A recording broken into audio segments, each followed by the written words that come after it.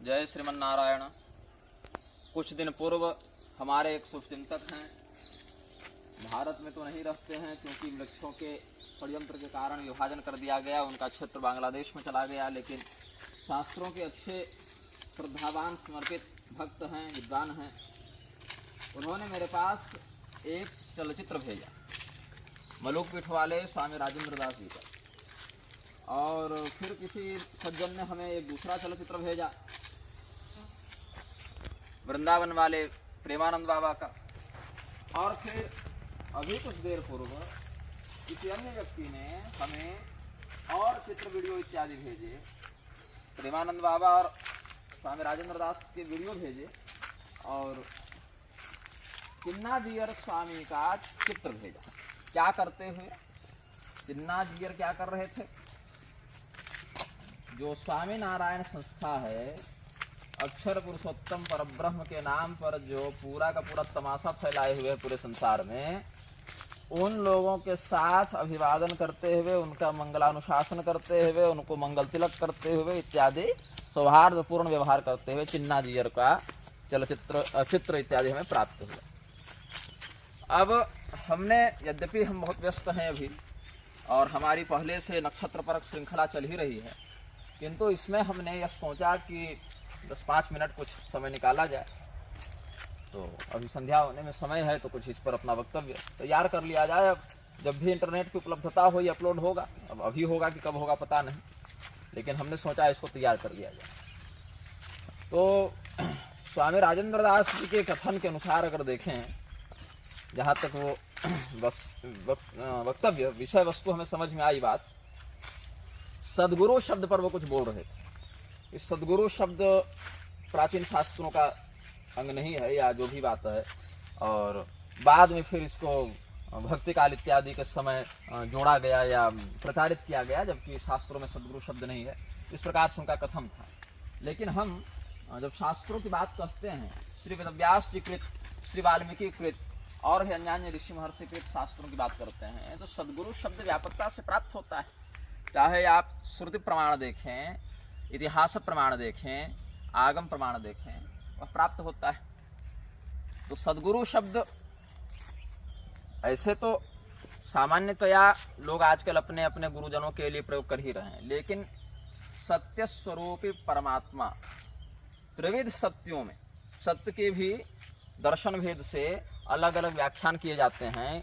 सृष्टि को भी, स्थिति को भी, संहार को भी कहीं कहीं सत्य की संज्ञा दी गई है, क्योंकि ये तीनों अवश्यंभावी होते ही रहते हैं। ये परिवर्तन संसार का जो है वह भी अपनी परिवर्तनीय दृष्टि से सत्य ही कहलाता है।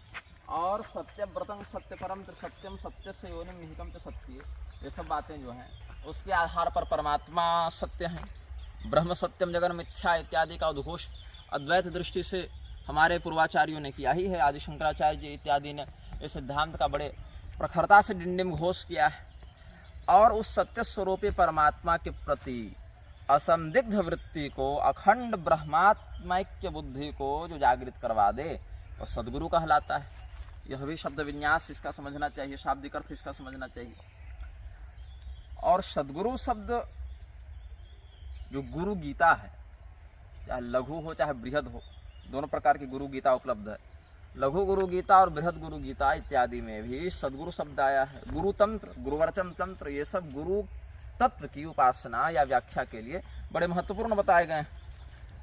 साथ ही साथ शिव पुराण, अग्नि पुराण, स्कंद पुराण इत्यादि अनेक दिव्य ग्रंथों में सदगुरु शब्द व्यापकता से प्राप्त होता है। तो यह कहना कि प्राचीन शास्त्रों में शब्द नहीं है और भक्ति काल के बाद इस शब्द को, और भक्ति काल भी जो शब्द है वो भी अपने आप में गड़बड़ ही है, क्योंकि ज्ञान काल, भक्ति काल, वैराग्य काल ये सब तो कुछ होता नहीं है। भक्ति काल तो क्या उद्धव जी भक्त नहीं थे, माता शबरी भक्त नहीं थी, सुदामा जी भक्त नहीं थे, भक्त्या तुनन्या शक्य अहम एवं विधोर्जुन, साक्षात नरावतार अर्जुन भक्त नहीं थे।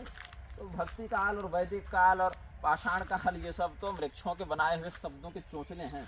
ऋभु गीता जिसका बहुत प्रधान स्थान है, शिव रहस्यादि में भी इसकी बड़ी प्रशंसा की गई है, और ऋभु निदाघ संवाद विष्णु पुराण इत्यादि में भी बड़ी प्रखरता से वर्णित किया गया है। जड़ भरत रघुगण संवाद से इस आख्यान की बड़ी साम्यता है। तो जो ऋभु गीता है उसके अंतर्गत जो प्रारंभिक प्रश्न हुआ है, प्रारंभ जो आपको उपोद्घात उस विषय का समझ में आएगा, जहाँ निराग भगवान ऋभु के पास जाकर कहते हैं, जो भगवान शिव के ही एक अवतार बताए गए हैं, आत्मानात्म विवेकम में कृपया ब्रूहि सद्गुरु येन संसार पादोधिम तरिष्यामि सुखे न वै। हे सद्गुरुदेव, आप हमें ऐसे ब्रह्मात्मा के बोध में निपुण ज्ञान का उपदेश करें जिससे हम संसार सागर को पार कर जाएं। ये उन्होंने कहा। तो निराग और ऋभु संवाद का जो प्रारंभ है, वहां पर उनको सद्गुरु शब्द से संबोधित किया गया है। और ये कोई 500-1000 वर्ष पुरानी रचना नहीं है, ये तो आदिकाल का संवाद है। स्कंद पुराण का वैष्णव खंड आप देखिए, मनसो निग्रह तत्र ज्ञानिनाम अपि सद्गुरो दुष्कर किम पुनस्तरहि नृणाम कर्मात्मनाम हुई। जो अच्छे अच्छे विद्वान हैं, ज्ञानी हैं, वहां पर बात कही गई, हे अपने सद्गुरु से, हे सद्गुरुदेव, अच्छे अच्छे ज्ञानी भी अपने मन का निग्रह करने में, अपने मन का नियंत्रण करने में कठिनता का अनुभव करते हैं, क्लेश का अनुभव करते हैं। फिर जो व्यक्ति अज्ञानी है, जो व्यक्ति संसार की कर्म वासना में फंसा हुआ है, ऐसा व्यक्ति अगर संसार के प्रति मोह बुद्धि रखने लगे और मन को नियंत्रित न कर पाए तो क्या आश्चर्य की बात है। मतलब ज्ञानियों के लिए भी मन का निग्रह करना बड़ा कठिन होता है। शिव पुराण में भी ये सब बातें हैं। और देवर्षि नारद के प्रति, जहाँ आप वृंदावन में रहते हैं, वृंदावन के महात्म्य को जहाँ पद्म पुराण के पाताल खंड में वर्णित किया गया है, तो देवर्षि नारद के लिए वहां पर शिष्यों ने, श्रोताओं ने यह कहा, यतो में मनसस्थैर्य भविष्यति सद्गुरु। वृंदावन का जो रहस्य है, उसके श्रवण से मन में भक्ति का स्थैर्य होता है, मन स्थिर होता है। ये सब बात है। भगवान आप वैष्णवों के संप्रदायाचार्य के रूप में प्रसिद्ध हैं। नारद पुराण जो भगवान नारद के द्वारा उपदिष्ट है, इतने बड़े वैष्णवाचार्य के द्वारा उपदिष्ट है, उसी में सद्गुरु शब्द का आप दर्शन कर सकते हैं। भगवान कृष्ण की दीक्षा सद्गुरु से प्राप्त करने का वह निर्देश है। संप्राप्य सद्गुरोर दीक्षाम कृष्णम यो विधिना मुना अर्चयेद वैष्णव श्रेष्ठ सोष्ठ सिद्धि स्वरूप भवे। ये सब बातें शास्त्रों में वर्णित हैं। तो भगवान के जो स्वरूप हैं, उनमें आचार्य माम विजानीयात इत्यादि वचनों से सद्गुरु को भी, जो परमात्मा के ज्ञान को प्रदान करने में, शिष्य को प्रबुद्ध कराने में, संसार सागर से मुक्त कराने में समर्थ हो, ऐसे गुरु के लिए सद्गुरु शब्द आया है। यहाँ तक कि सद्गुरु से दीक्षा लेने की बात वैष्णवाचार में भी मान्य है, शैवाचार में भी मान्य है, शाक्ताचार में भी मान्य है। गृहीत्वा सद्गुरु दीक्षा सुबह काले दिवानिशि उत्तमो वाम मार्गस्य मध्यमस्य दीक्षितः। ये सब हाहरा तंत्र में जहाँ वाम मार्गी पद्धतियों की बात है, वहां भी सद्गुरु के महत्व को प्रकाशित किया गया। भगवान के लिए भी सद्गुरु शब्द आया। भगवान महादेव भी सभी गुरुओं के गुरु हैं, गुरुणाम भी गुरु, इसीलिए भगवान महादेव को भी सद्गुरु कहते हैं। एतस्मिन्नेव समये सद्गुरुः करुणानिधि नीलजीमुत संकाशो विद्युत पिंग जटाधरः। ये सब शिव पुराण की कैलाश संहिता में भी विद्यमान है। लक्ष्मी तंत्र जो वैष्णव का इतना प्रधान ग्रंथ है, बद्ध पद्मासने शिष्य स्वगुरु स्वसमीपगे ध्यायेत् भूम्यं तमीशाद्यं समग्राम तत्व पद्धतिम।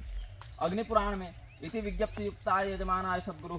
ब्रह्म वैवर्त पुराण में सद्गुरु कौन होता है, ब्रह्मखंड जो है ब्रह्म वैवर्त पुराण का, ब्रह्म वैवर्त पुराण वृंदावन में रहते हैं। भगवान श्री कृष्ण की दिव्य रहस्याति रहस्यमय लीलाओं को समझने के लिए वेदव्यास जी ने ब्रह्म वैवर्त पुराण की रचना की, बहुत गूढ़ रहस्यों को वर्णित किया और ऐसी ऐसी लीलाओं को भी प्रकाशित कर दिया जो जन सामान्य के चित्त में भ्रम का उद्भव कर देती हैं, क्योंकि मनुष्य उन लीलाओं को समझने की प्रज्ञा अभी नहीं रखता।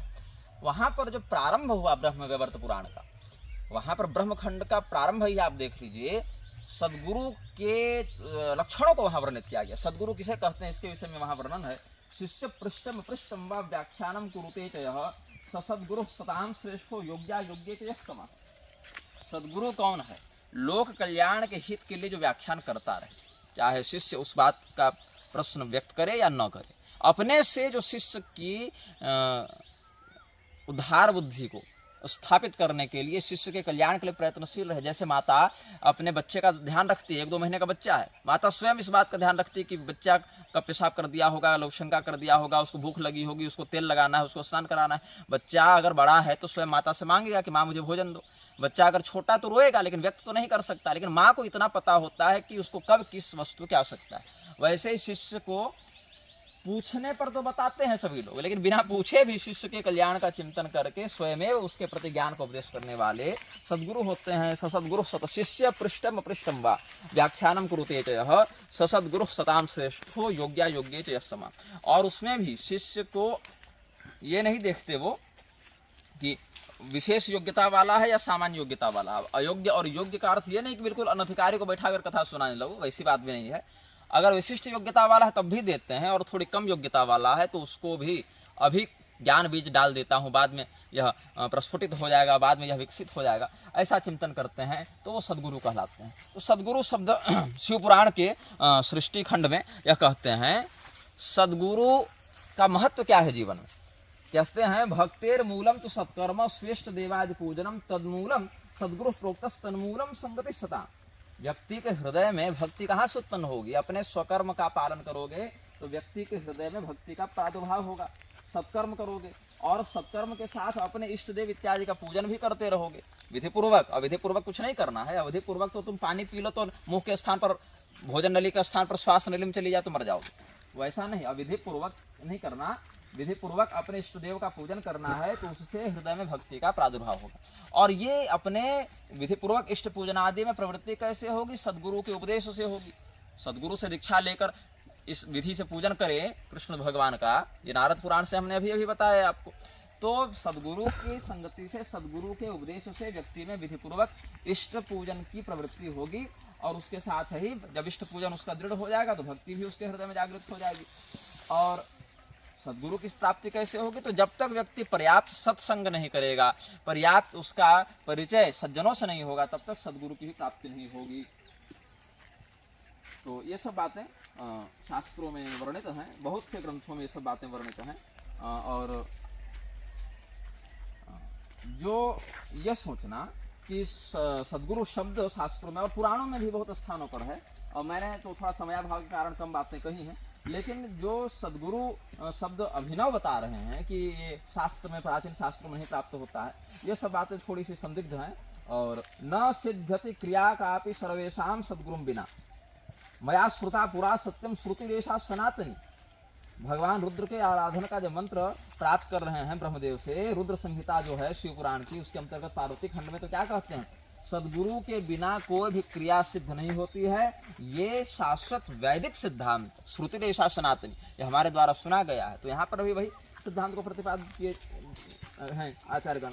और सबसे पहले भगवान नारायण हो या शिव जी हो, यहाँ तो शिव पुराण का उदाहरण दे रहे हैं, तो शिव परक व्याख्यान करेंगे। भगवान महादेव की पूजा में अधिकार कब मिलता है, कैसे वहाँ पर प्रविष्ट होना है? प्रथमम सद्गुरुम प्राप्य भक्ति भाव समन्वितः शिव बुद्ध्या करो तुच्य पूजनम स्मरणादिकम। पहले तो सदगुरु की प्राप्ति होगी, भक्ति भाव से युक्त व्यक्ति सदगुरु को प्राप्त करेगा, उसके बाद वहाँ से वह भगवान शिव के अर्चा विधान को प्राप्त करेगा। सूत्र रहस्योपनिषद का एक बड़ा सुंदर श्लोक है उसके मंगलाचरण में ही, जिसका भावातीतम त्रिगुण रहितम सद्गुरुम तम नमामि, ये तो बहुत आचार्यगण मंगलाचरण में कहती हैं। तो केवल हमारे संप्रदाय के अमुक आचार्य के अमुक काल में आने के बाद ही ये शब्द प्रचलित हुआ, ऐसी बात नहीं है। अपितु शास्त्रों में अन्यान्य मार्गों में भी, अन्यान्य श्रुति स्मृति पुराण तंत्र आदि में भी शब्द प्राचीन है, साधु है, शास्त्र सिद्ध है और तद संबंध में प्रयुक्त भी है। और जो प्रेमानंद बाबा ने एक कहा कि जाति भेद सनातन धर्म में है कि नहीं, इस पर मैं थोड़ा सा अपना विचार व्यक्त करना चाहूँगा। देखिए, आजकल एक फैशन बन गया है, राजनीति और राजनीति से प्रेरित समाज जिस दिशा में जा रहा हो, मतलब फैशन ट्रेंड समाज का जिधर चल रहा हो, उसी धारा का आश्रय लेकर चलोगे तो अच्छे साधु कहलाओगे, महात्मा कहलाओगे, भगवत लब्ध भगवत प्राप्त संत कहलाओगे।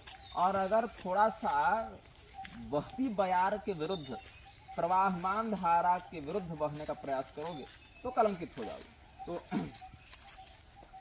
जो जाति भेद है, जाति के कितने प्रकार होते हैं? जाति, प्रजाति, उपजाति, ऐसे भी कहीं कहीं वर्णन मिलता है। जायते श्यामिति जननम जाति, इसके माध्यम से अमुक को जन्म लेने का कर्म करना पड़ा या अमुक का जन्म हुआ, उसी को जाति कहते हैं। जायते श्यामिति जननम जाति, ये सब शब्द कोशों में प्राप्त होता है। और मुग्ध बोध टीकाकार ने व्यक्त किया है, आकृतिक ग्रहणा जातर लिंगानाम च सर्वभाग या लिंगानाम चैव सर्वभाग संस्कृताख्यात निर्ग्राह्या गोत्रम चरण। ये सब बातें आकृति से, शरीर से जाति का बोध होता है। जाति को लोग आजकल कर्म से बताने लगे हैं, जबकि कर्म से कृति होती है। जाति शब्द का शब्द विन्यास व्युत्पत्ति ही जनन प्रधान है, जन्म प्रधान है। ब्रह्मवैवर्त पुराण में और देवी भागवत में कहते हैं दुर्लभा मानवी जाति सर्व जातिषु भारते। भारत भूमि में जितनी जातियां हैं, जाति का अर्थ यहाँ पर ब्राह्मण क्षत्रिय वैश्य शूद्र वर्णगत या सुनार लोहार और ये सब नहीं है, अपितु जितनी जातियां हैं, जितने प्राणियों का जन्म हो रहा है, उतने प्राणियों में मनुष्य का जो जन्म है वो सर्वश्रेष्ठ है, दुर्लभा है। जाति जो मानवीय जाति है, मनुष्य का जन्म है वो बड़ा दुर्लभ है। तो दुर्लभा मानवीय जाति सर्वजातिषु भारते सर्वाभ्यो ब्राह्मण श्रेष्ठ प्रशस्त सर्वकर्मसु। और बाकी मनुष्य में भी जितनी जातियां हैं उनमें ब्राह्मण को सभी कर्मों में प्रशस्त सर्वश्रेष्ठ बताया है देवी भागवत में और ब्रह्मवैवर्त पुराण इत्यादि में ये सब बातें हैं। तो ये कह देना कि जाति भेद नहीं है वो उचित नहीं है। हाँ, ये अवश्य है किसी भी व्यक्ति के जातिगत कर्म की निंदा नहीं होनी चाहिए अगर वह स्वकर्म में स्थित है, और किसी भी व्यक्ति पर जातिगत कटाक्ष करते हुए उसका उपहास नहीं करना चाहिए। ये सब बातें तो अग्नि पुराण नारद पुराण नानाविध स्मृतियों में है ही। अगर कोई व्यक्ति किसी की जाति का उपहास करता है तो वह दंड का इसीलिए पात्र है क्योंकि अपने कर्म के अनुसार वह जीव पहले भी उस जाति में जा चुका है और ये सदैव तो वहाँ रहेगा नहीं, इसका भी उन्नयन या अवनति इसकी भी होगी। तो जो भी व्यक्ति जाति में स्थित है, स्वजातिगत कर्म कर रहा है, उसका सम्मान होना चाहिए। और जो विजातीय कर्म कर रहा है, गर्हित कर्म कर रहा है, गर्हित से तात्पर्य पर धर्म का आश्रय ले रहा है, अपने स्वधर्म का कर रहा है, तो सहजम कर्म कौन्तेय सदोषम अपनत्तये। अपना कर्म तो दोषयुक्त होकर भी व्यक्ति के लिए क्षति कारक नहीं होता। कोई व्यक्ति जाति से मछुआरा है, केवट है, तो उसको मछली मारने से दोष नहीं लगता। मैं मछली मारने चला जाऊं तो मुझे पाप लगेगा। कोई व्यक्ति जाति से ही व्याध है, बहेलिया है, तो उसको शिकार करने का पाप नहीं लगता। मैं करने जाऊं तो मुझे पाप लगेगा। तो इसमें और भी है, प्रजातिश्चैव जातिश्चो प्रजातिस्त्रिविधा मता प्रजाता वाकृति सिद्धा देव तिर्यंग नरादयः सहज धृति संस्थान लिंगेन ब्राह्मणादयः उपाख्या कुल भेदेन वृत्ति भेदेन तेष्वपि। ये सब भी बातें आचार्यों की स्मरण करनी चाहिए। प्रजातिश्चैव जातिश्चो प्रजातिस्त्रिविधा मता, प्रजाति, जाति और उपजाति, कहीं कहीं ये मत भी, ये विभाजन भी देखने को मिला है। प्रजाति क्या है? तो प्रजाता वाकृति सिद्धा देव तिर्यंग नरादयः। आकृति से जो सिद्ध हो उसको प्रजाति कहते हैं। आकृति से सिद्ध क्या है? ये मनुष्य है, ये देवता है, ये तिर्यक प्राणी है, क्या है, इस प्रकार का जहाँ से आकृति परक लक्षण हो। ऐसे जाति शब्द से सामान्य कह दिया, लेकिन प्रजाति से उसको प्रकृष्टतया व्याख्यायित किया। और जाति फिर क्या है? सहज धृति संस्थान लिंगेन ब्राह्मणादयः। सहज भाव से, सहज मतलब साथ में, सहैव जायते सहज, साथ में जो जन्म ले वह, तो शरीर के साथ ही उसकी वृत्तियां जन्म ले रही हैं।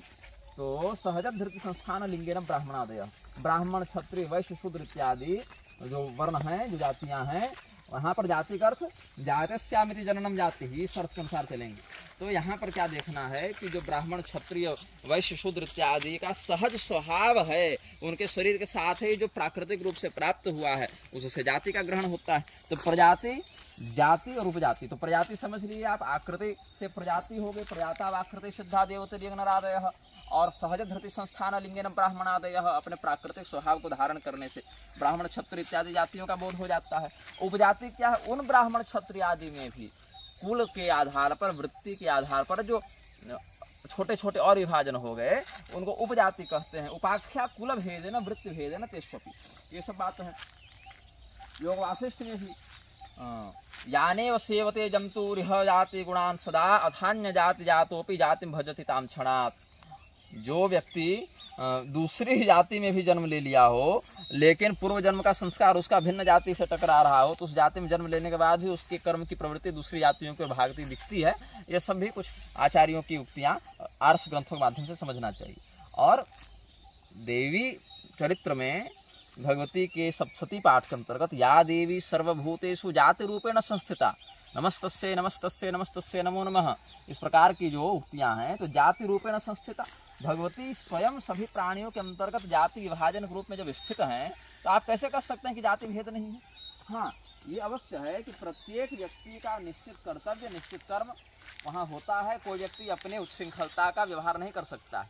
लेकिन आपका यह कहना, जो अभी मोहन भागवत को कह रहे थे ना कि आप बहुत अच्छा काम कर रहे हैं, यही सबका दोष लग जा रहा है कि जो व्यक्ति कहता है कि जाति पंडितों ने बनाई, अगर आप उसको अच्छा कहकर उसके कर्म की सराहना करेंगे तो आप तो जाति विषयक बातों में भ्रमित हो ही जाएंगे, आपकी बुद्धि तो वहाँ काम करेगी नहीं। तो जाति जो है, जाति भेद होगा, वो प्राकृतिक है, आप उसको बदल नहीं सकते। आपको देवता, मनुष्य, पशु इत्यादि की आकृति परक जाति का विभाजन प्राकृतिक रूप से स्वीकार ही करना पड़ेगा। आपको अलग अलग वर्णों का विभाजन स्वीकार ही करना पड़ेगा। उन वर्णों में भी कुल भेद, वृत्ति भेद से उपजाति भेद स्वीकार करना ही पड़ेगा। अगर आप इसको स्वीकार नहीं कर रहे हैं तो फिर आपको अपनी प्रबुद्धता पर पुनः समीक्षण की आवश्यकता है। शास्त्रीय दृष्टि से प्रत्येक व्यक्ति, विदुर जी हों, चाहे शबरी जी हों, चाहे सुदामा हों, चाहे श्रुतदेव जी हों, ये सब जो हैं स्वजाति परक कर्तव्य का पालन करने से ही परम संसिद्धि को प्राप्त हुए हैं। और विजातीय धर्म का आश्रय लेने में तत्पर अर्जुन को भगवान ने अनुशासित किया और कहा सुखिनः क्षत्रियाः पार्थ लभन्ते युद्धमिदृशम्। इसीलिए तुम स्वधर्म का आश्रय लो। स्वधर्मं विचावीक्ष न विकम्पितुमर्हसि धर्म्याद्युद्धात् श्रेयो क्षत्रियस्य न विद्यते। तो भगवान ने ये सब बातें क्यों कही? ये सब बातें जाति भेद और उस पर आधारित कर्म भेद की व्यवस्था को स्पष्ट रूप से, निसंदिग्ध रूप से, असंदिग्ध रूप से व्याख्यायित करने के लिए भगवान ने कही है। तो जाति भेद है सनातन धर्म में, जाति भेद होना एक प्राकृतिक व्यवस्था है। और उसके अंतर्गत हाँ, ये हम अवश्य कर सकते हैं, किसी भी व्यक्ति का अपमान, किसी भी व्यक्ति का तिरस्कार, किसी भी व्यक्ति पर कटाक्ष जो अनैतिक हो वह नहीं करना चाहिए। ये बात तो सामान्य शिष्टाचार के अंतर्गत पहले ही शास्त्रों ने बता दी। और वहाँ पर अगर कोई व्यक्ति ऐसा करता है तो वह दंडनीय होता है। ये सब अग्नि पुराण इत्यादि में वचन प्राप्त होते हैं। लेकिन आप यह कह दें कि एक ही तराजू में सबको तौल दो तो फिर इससे वर्ण संकरता, बुद्धि संकरता, जाति संकरता इत्यादि बढ़ेंगे, कुल संकरता बढ़ेगी, तो सर्वविध पातक को वह जन्म देगा। अब देखिए, जो चिन्ना जियर पर मैं बोल रहा था, चिन्ना जियर स्वामी विदेश में इतना घूमते रहते हैं, देश से अधिक विदेश में घूमते रहते हैं। बल्कि दावा क्या है कि मैं भगवान की भक्ति का प्रसार कर रहा हूँ, मैं भगवान के सिद्धांत का, भगवान रामानुजाचार्य जी के वैष्णव मत का प्रचार कर रहा हूँ। देखो इतनी कीर्ति बढ़ गई, संप्रदाय का इतना नाम हो गया। ये सब जो चोंचले हैं, जब तक पैसा बढ़िया तगड़ा आ रहा है तब तक तो हर कार्य धर्म ही लगता है। जब तक नेताओं का पुरस्कार प्राप्त होता रहता है, बॉडीगार्ड घूमते रहते हैं, फंड मिलता रहता है, तब तक भगवत प्राप्त संत बने घूमते रहते हैं। और एक बार सत्ता का बरहस्त पीछे चला गया, अतीत में चला गया, तब फिर बहुत ज़्यादा व्यथा हो जाती है व्यक्तियों को। जो अक्षरधाम के नाम पर इतना बड़ा पाखंड प्रसारित किया जा रहा है, जो अक्षरधाम के नाम पर अकृत्य को धर्म बताया जा रहा है, जिस अक्षरधाम के नाम पर इतना बड़ा एक इकोनॉमिक माफिया खड़ा किया गया है, उस अक्षरधाम मंदिर के उद्घाटन में मुझे तो यह जानकारी मिली, कांची के आचार्य भी गए थे और ये सब मध्वाचार्य संप्रदाय के विश्वेश तीर्थ जी भी शायद गए थे, मुझे पता चला। और हो सकता है इस घटना में कुछ संदिग्धता हो तो उसकी पुष्टि शेष है, लेकिन कम से कम और भी अन्यान्य लोगों का हमने चित्र देखा कि तुम लोग जा जाकर स्वामीनारायण वालों को, प्रकट भगवान स्वयं को बताने वालों को, भगवान सभी देवी देवताओं को अपने नीचे बताने वालों को, घनश्याम पांडे को परमात्मा सिद्ध करने वालों को तुम जाके मंगल तिलक कर रहे हो, उनका अभिवादन कर रहे हो, उनका अभिवर्धन कर रहे हो, उनका यशोगान कर रहे हो। तो तुम भगवान के संप्रदाय में दीक्षित हुए थे कि तुम उनके दरबारी भाट बनने गए थे, चारण बनने गए थे, यशोगान करने गए थे उनका? जो व्यक्ति भगवान नारायण के स्थान पर स्वयं को पूजित करवा रहा हो, नारायण बोलकर ऐसे पौंड्रक का वध करना सनातन धर्म ने तुम्हें सिखाया था कि ऐसे पौंड्रक के चरणों में जाके मस्तक टेक कर और उसका यशोगान करने के लिए बताया था। ये तुम्हारी वैष्णवता है? ऐसे वैष्णवता चलती है? देवर्षि नारद ने इसीलिए कहा नहीं वैष्णवता कुत्र संप्रदाय पुरस्सरा। अभी अयोध्या राम मंदिर प्रकरण में चाहे स्वामी विद्याभास्कर जी हो, चाहे राघवाचार्य स्वामी हो, चाहे ये लक्ष्य प्रबंध जी हो, चाहे राजनारायणाचार्य जी हो, चाहे परमधाम हो गया स्वामी गोपालाचार्य जी, विरोध तो किसी ने नहीं किया ना मुखर होकर। विरोध तो जिन्होंने किया उनको तो ऐसी ऐसी गालियां पड़वाई गई इन्हीं तथाकथित हिंदू उद्धारकों के द्वारा। तब तो आप लोगों ने सार्वजनिक रूप से नहीं कहा कि हमारे आचार्यों की, संप्रदायों की धर्म सम्मत वार्ता करने वाले सज्जनों की निंदा मत करो। नहीं, तब तो वहाँ मोदी योगी ये सब संस्कृति के उद्धारक और हिंदुओं के जागरणकर्ता बन गए। काशी में जब मंदिर टूट रहे थे तो क्या स्वामी विद्याभास्कर जी और राघवाचार्य जी ने विरोध किया था? नहीं किया था। हमारी जानकारी में तो प्रत्यक्ष रूप से कोई ऐसा मुखर बयान नहीं आया। एकांत में कोई व्यक्ति विरोध समर्थन करे उससे समाज को क्या मतलब है? आपने जब धर्म की बात को समर्थन देना था तो मौन रहकर, चुप रहकर एकांत में बोल गए, और जब आपको मुखर होकर सामने बोलना था तो मोदी योगी को संस्कृति का उद्धारक बता दिया। मुसलमान जहां पर आपके साथ बगल में कुर्सी पर बैठा है वहां पर जगत गुरु लोग जाकर बैठे हुए हैं, ये आपका जगत गुरु तो बन जा रहा है। और उसके बाद फोटो खींच कर स्वयं डाल रहे हैं, यशोगान कर रहे हैं कि अयोध्या का सौभाग्य जागृत हो गया, हिंदू समाज ये हो गया, वो हो गया। मतलब यहाँ तक छोड़ो, चंपत राय ने अवतार घोषित कर रखा विष्णु भगवान का मोदी को, और आपके मुख से एक विरोध नहीं निकला कि मैं विष्णु भक्त हूँ, मैं वैष्णवाचार्य अपने आपके नाम के आगे लगाता हूँ, छत्र सिंहासन लेकर विष्णु भगवान के नाम पर चल रहा हूँ, और एक नकली अवतारवाद का वाचिक खंडन तक हम न कर सकें, तो फिर ये किस बात का जगत गुरुत्व आप प्रदर्शित कर रहे हैं भाई? ये किस बात की वैष्णवता और वैष्णवाचार्य बने घूम रहे हैं आप लोग? ये चिन्ना जीगर वहां पर जाकर अक्षर नारायण के आगे शरणागत होकर आ रहे हैं।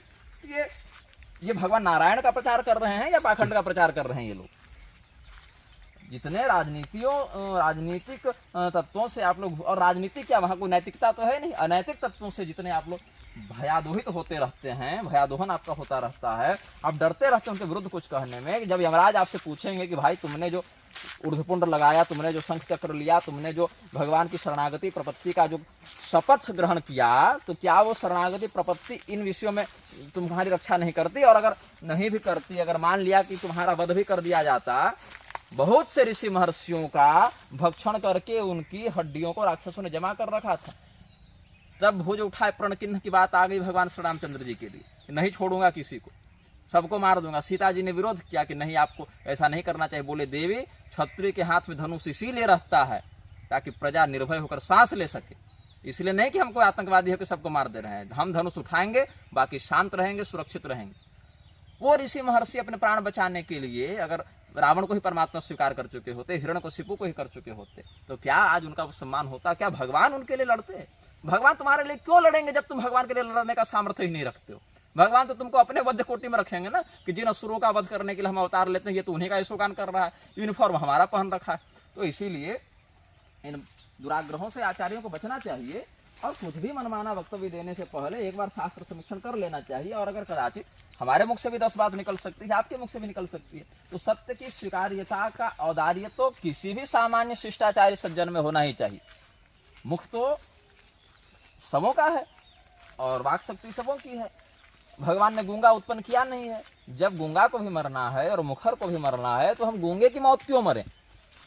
भगवान नारायण आपके मोक्षदाता हैं, परलोक में उनका प्रतिसम्ति है। शास्तारो जीव लोकस्य वै प्रभो में ये शास्ता गणाएंगे कि उसमें अन्य शास्त्राओं की चर्चा हो रही। यमदूत के सिद्धांत को, यमदूत के आक्रमण को निरस्त करने वाले भगवान नारायण पर अगर आपकी निष्ठा नहीं है, तो क्या ये आपके पीछे पीछे जाएंगे कि धर्मानुगो गच्छति जीव एकः? अगर परलोक के इन वाक्यों पर, पारलौकिक सिद्धांत पर आपकी निष्ठा नहीं, तो आप नास्तिक कोटि के हो गए, आप दंडनीय हो गए।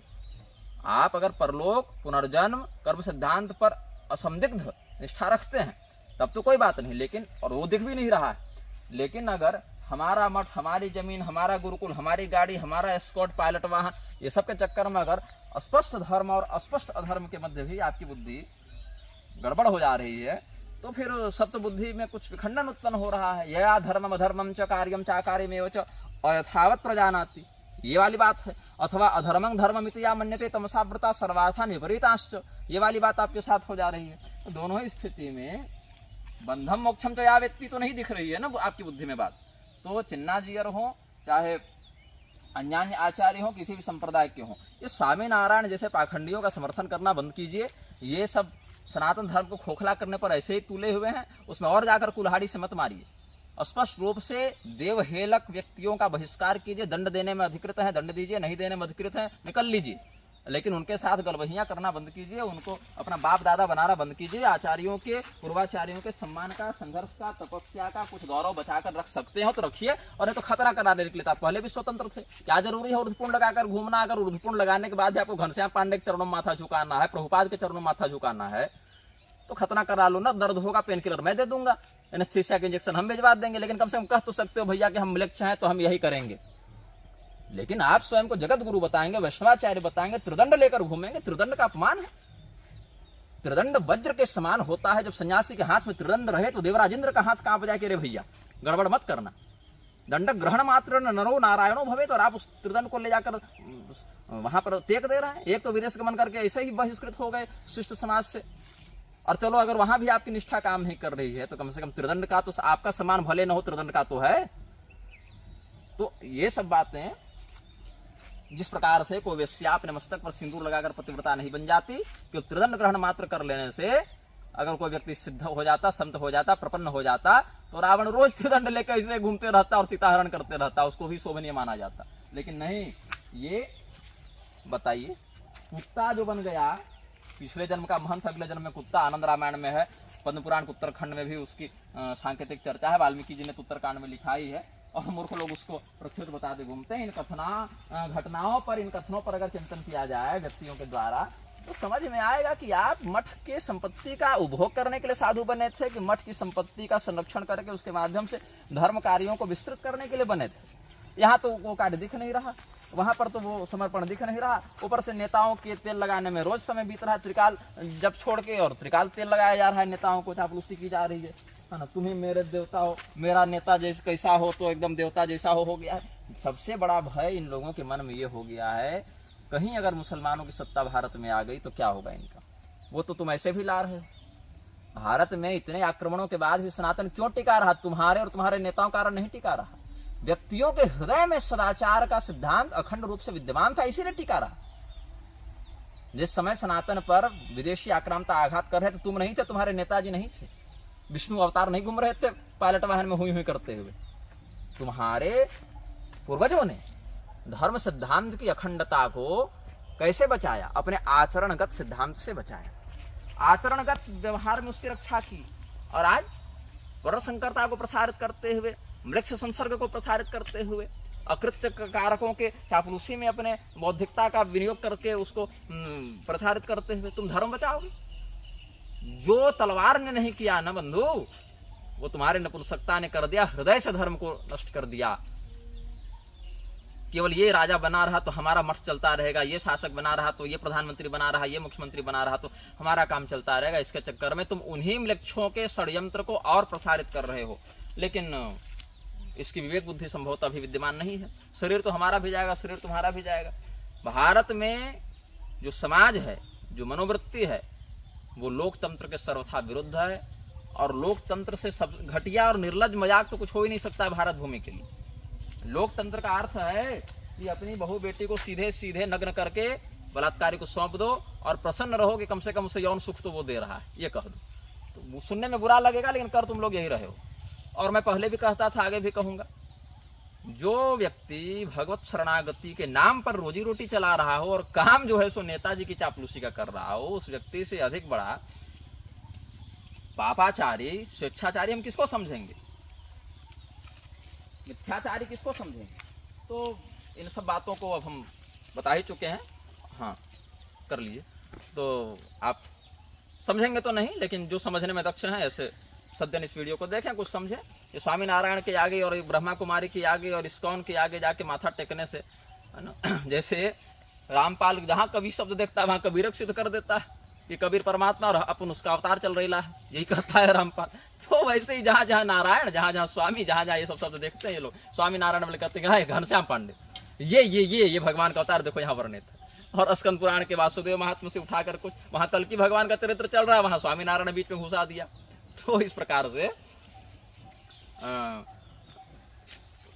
ये थोड़ा सा अभद्र लग सकता है सुनने में, लेकिन मैंने पढ़ा था और अभी स्मरण आ गया इसलिए बता दे रहा हूं। प्रकृति ने स्त्री पुरुष में 2 स्तन बनाए थे। स्त्रियों को स्तनपान कराना है बच्चों को तो उनमें अलग व्यवस्था बनाए, पुरुषों को नहीं कराना अलग व्यवस्था बनाए। लेकिन स्तन में न्यास करते हैं ना, अलग अलग मंत्रों का न्यास करते हैं। अब इसमें कोई विदेश की महिला थी, मैंने कहीं अखबार में पढ़ा था 10-5 वर्ष पहले, कि उसने सर्जरी करा के 3 स्तन लगा लिए, उसको मजा नहीं आ रहा था 2 में।